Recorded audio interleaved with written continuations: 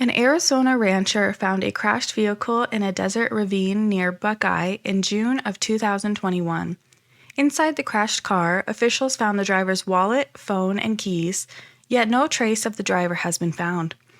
Officials determined that the car belonged to a 24-year-old geologist who worked at a nearby job site. It made sense why he was in the area, but what didn't make sense was why he had seemingly sped up and crashed into a random ravine. Law enforcement initially ruled out foul play, but the lack of a body after the crash left many questions, especially from the missing man's father.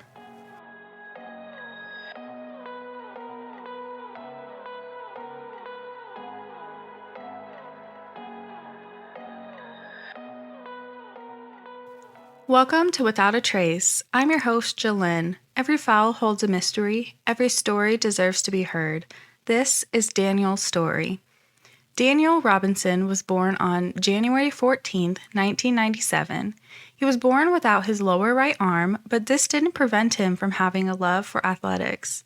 Daniel is someone who has a bold personality, a lot of confidence, and can make friends easily.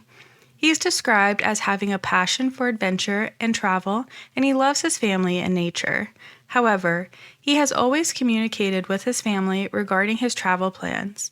Daniel's dad, David, explained that despite living across the country from his family, Daniel remained in constant communication with his family. Daniel would often have 2-hour-long phone conversations with his dad. Daniel graduated from the College of Charleston in 2017 with an undergraduate degree in geology. In 2019, Daniel relocated to Tempe, Arizona, where he found work as a hydrogeologist with the engineering company Matrix New World. Daniel often traveled long distances for work and oversaw many sites in the remote desert areas. On the morning of June 23, 2021, Daniel was at a job site in Buckeye, Arizona, with a coworker, Ken. Ken explained that Daniel was saying things that didn't make sense. He was at the site for approximately 15 minutes before he suddenly left in his blue Jeep Renegade. Ken was concerned about Daniel's behavior, so he spoke with the project manager, Steve. Around 3 p.m. that afternoon, Ken was made aware that Daniel had not been located and was not responding to texts or calls from work or family. Ken then started to drive in the desert looking for Daniel.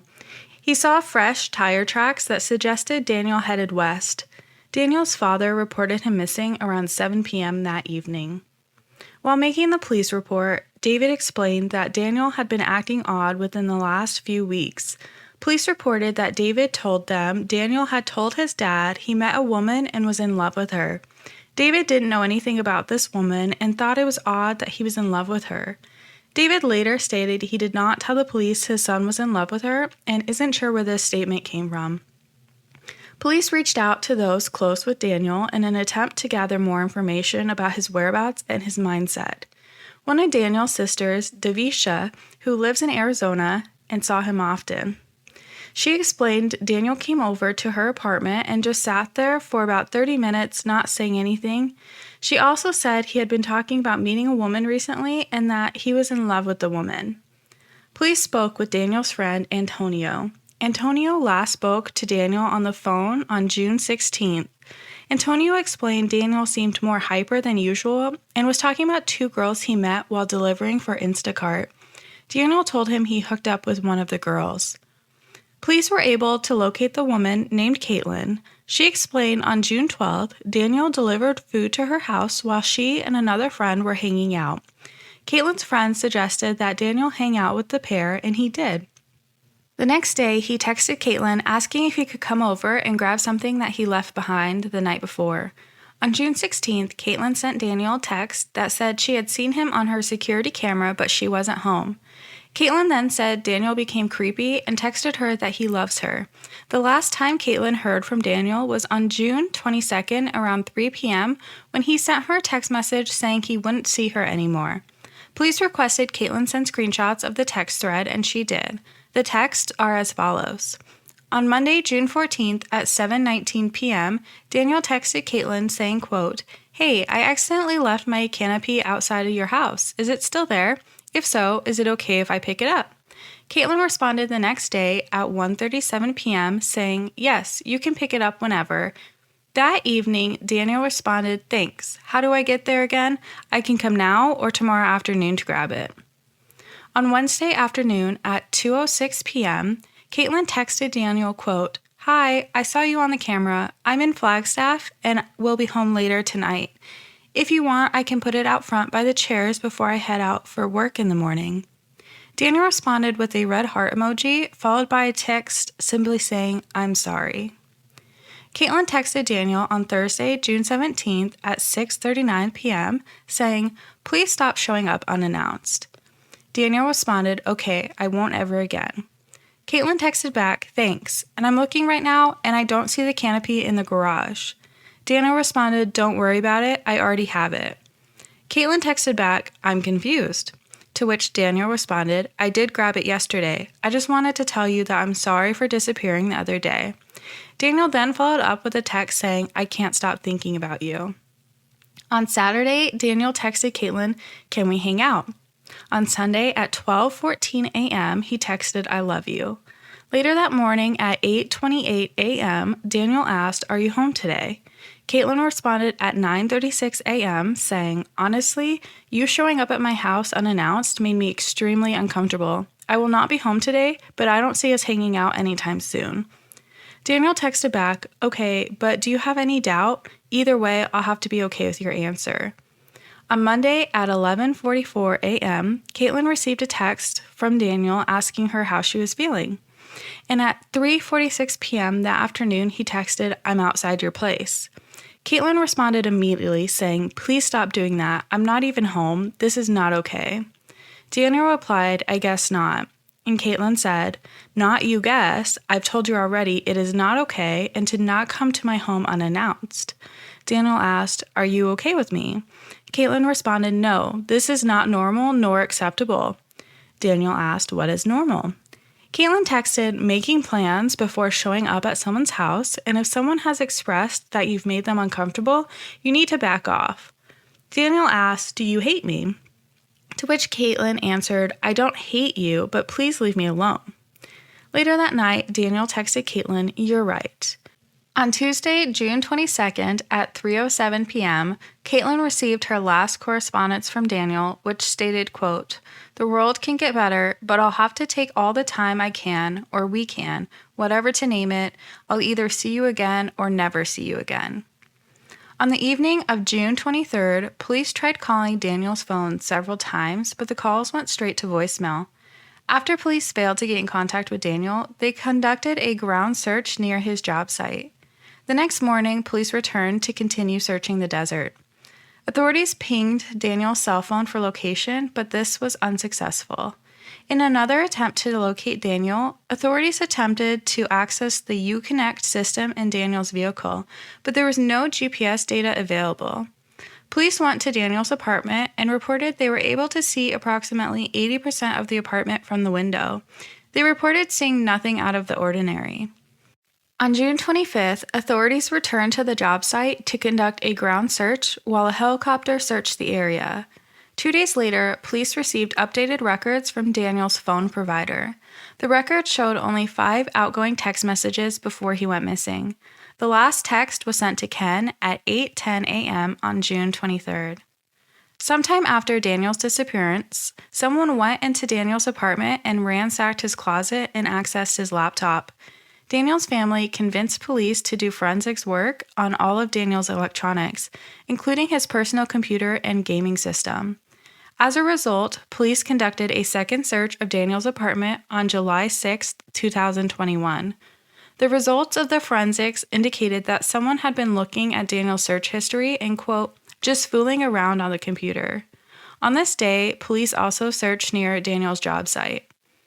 On July 11, 2021, T-Mobile followed up with investigators and informed them that they had run searches dating back to June 21st, but there was no location data on Daniel's phone.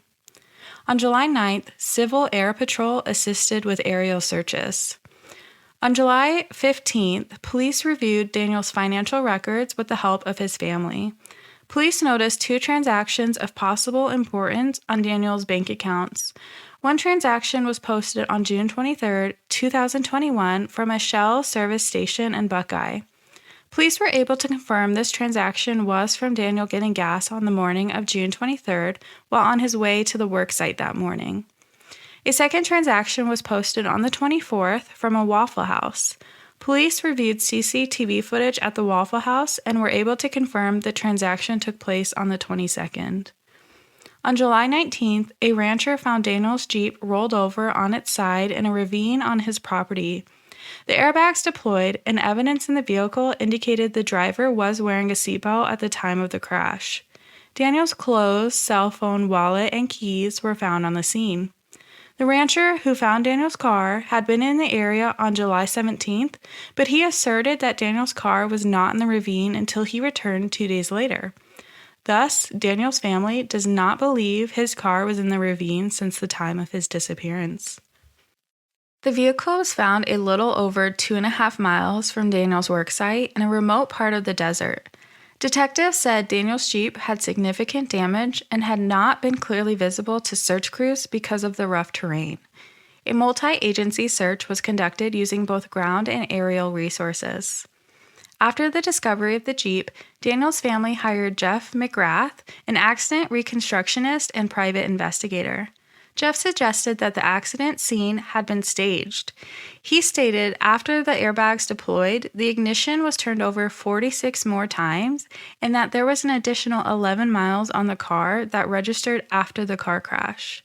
Jeff also noted there was red paint on Daniel's Jeep that had been transferred from another vehicle, which suggested a collision prior to the Jeep came to rest in the ravine. The police issued a collision report that found Daniel's Jeep was involved in a rollover crash. This was the only crash recorded on the vehicle's internal systems. The speed increased right before the impact, which indicate an attempt to drive up the other side of the ravine. They confirmed that more than 40 ignition cycles were recorded after the crash. However, this could be due to driver attempts to restart the vehicle or use the electrical systems. It is unclear how many cycles occurred during the tow recovery and when investigators downloaded data. An 11-mile discrepancy between the crash data report and the displayed odometer reading is not considered unusual. Similar discrepancies have been noted by Jeep dealership service departments and other crash reconstructionists. On July 21st, investigators downloaded the crash data from Daniel's Jeep and extracted data from his cell phone. Authorities found several concerning Google searches on his phone between June 16th and 23rd, including, "Should I call her?" "Can you break a lease before it renews?" "Love changed me?" "Love is patience?" "COVID?" "10 Commandments?" "Delete Instagram account?" "Shooting tempeh?" "Love is something you can't explain?" "Explosion?" and "I'm okay to do things I hate." The next day, Daniel's Jeep was processed for evidence. On July 29th, volunteer search crews recovered a skull in the area south of where Daniel's car was recovered. Testing later indicated that the skull was not Daniel's. No additional human remains were recovered at this time. On August 19th, police interviewed some of Daniel's coworkers and re-interviewed others who were previously interviewed. On September 16th, the Buckeye Police Department made a statement announcing that they worked with outside agencies to search over 70 square miles with the assistance of UTVs, cadaver dogs, drones, and helicopters. 2 additional targeted ground searches were conducted on September 28th and 30th. On November 6, 2021, while searching for Daniel, a second set of human remains were found. The remains had been sent for DNA testing and identification. The preliminary investigation, based on anthropological indication of race and the amount of time outside, led officials to believe the set of remains did not belong to Daniel. Investigators continued to conduct searches in the remote desert. On January 18th and 20th of 2022, authorities made multiple trips into the desert to scout the area with 4 cadaver dogs. Several areas were searched with no signs of Daniel being found and the dogs not alerting. Police do not believe that foul play was involved in Daniel's disappearance. However, David believes foul play was in fact involved as things just don't add up. He explained, quote, "What we found on the scene, my investigator gave evidence, physical evidence of foul play. We have a lot of evidence of foul play. We just don't know what exactly happened to Daniel, but we do know that the scene is not right." Some of the things that David said didn't add up was a sock at the job site that matched a sock found at the crash site. Family close to Daniel didn't recognize the clothing found in the crashed Jeep, and all of the airbags deployed, begging the question of whether someone was in the passenger seat when the crash happened. Buckeye police are still investigating in conjunction with the FBI. His father, David, continues to lead volunteer search efforts to locate his son. David is desperate to keep his son's case open and prevent it from becoming a cold case. He has taken his efforts to find his son one step further by running for Congress. If elected, he plans to push forward with making the process easier for families to find their missing loved ones. He would like to improve the way phone records are approached. Thank you for listening to Without a Trace with your host, Jalyn. I hope you enjoyed our deep dive into Daniel's disappearance. If you enjoyed today's podcast, please subscribe and follow the podcast on social media, and join me next week as I dive into another case.